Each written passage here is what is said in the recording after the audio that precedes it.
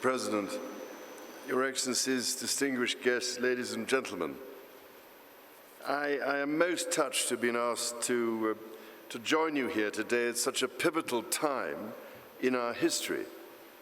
And if I may, I would like to express my deep gratitude to President Kagame and all those who have contributed to making this summit happen so that we can drive our collective energy even further forward. Human health, planetary health, and economic health are fundamentally interconnected. And the past 2.5 years have seen the world battle an unprecedented global pandemic that has, and in many ways continues, to impact the lives, livelihoods, and economies of communities right around the world. At the same time, climate change is causing the length of the malaria transmission season to increase in many parts of the globe. A recent study from the London School of Health and Tropical Medicine showed that if global mean temperatures continue to rise to 3.7 degrees Celsius by the end of the century, an additional 4.7 billion people could be living in areas at risk of malaria and dengue transmission. So here, the Commonwealth has a vital role to play.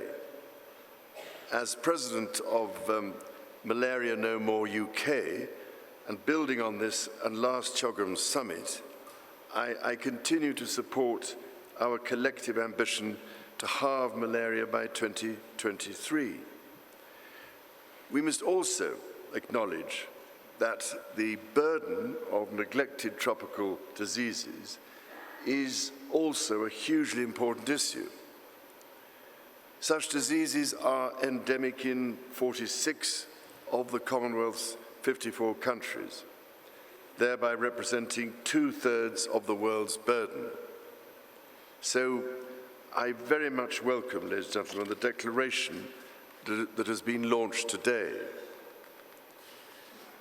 While we have achieved so much in the malaria campaign since 2000, I'm afraid that largely due to the COVID-19 pandemic, there remains a great amount to do if our ambitions are to be met.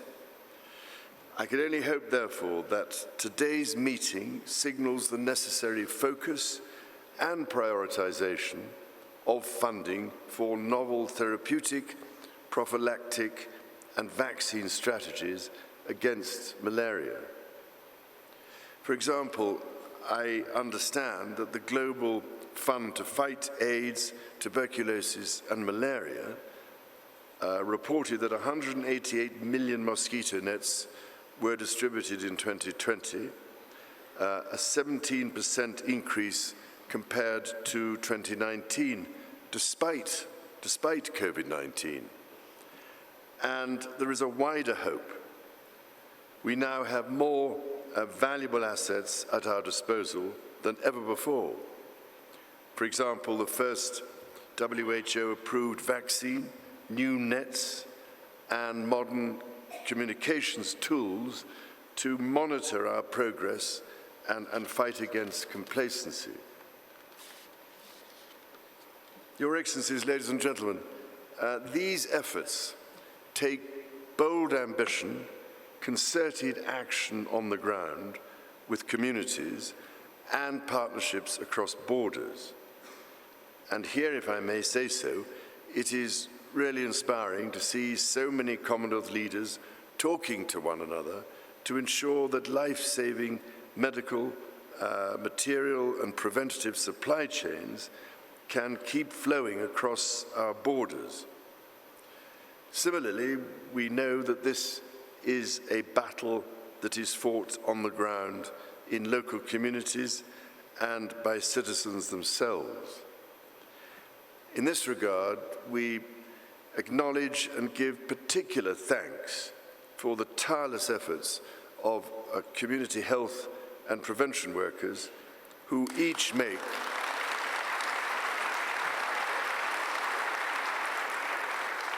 who each make such an important difference.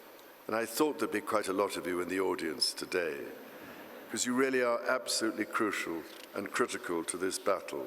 So I hope this summit will give you some encouragement. So as we emerge from the pandemic, 2022 must be a turning point. Post-COVID-19, the world is paying greater attention to infectious diseases, and we must capitalize on this to provide proper support to prepare for and respond to infectious disease outbreaks. It is most encouraging to see that leaders of the Commonwealth will discuss and pledge their support for this campaign and are committed to work towards ending the epidemic of malaria by 2030.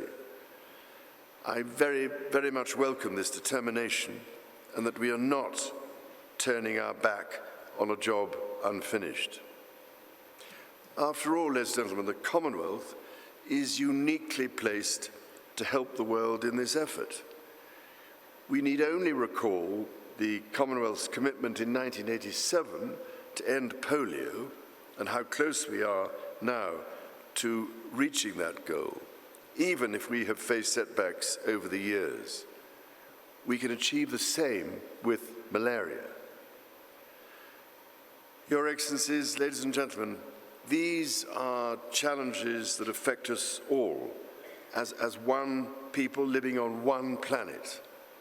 Therefore, to solve them for present and future generations, we all have a responsibility to come together to accelerate action and the scaling of solutions. Thank you, ladies and gentlemen.